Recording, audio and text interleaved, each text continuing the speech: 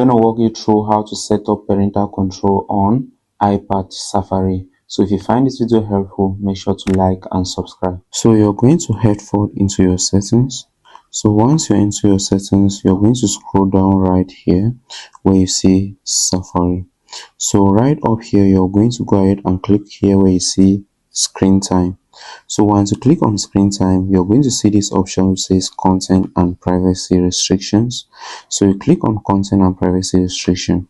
If this is actually disabled, you're going to go ahead and enable it.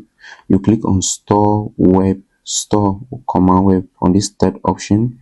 So once you click on it, you're going to go ahead and see where it says web content. So you go ahead and click on it, and then here you can see limit adults websites. So if you click on limit adult websites, you can go ahead and add the various links to the website you don't want them to be open on Safari. Or we have this second option which says only approved websites. So any website that is listed on only approved website, that is the website that those are websites that can actually be accessed on your iPad.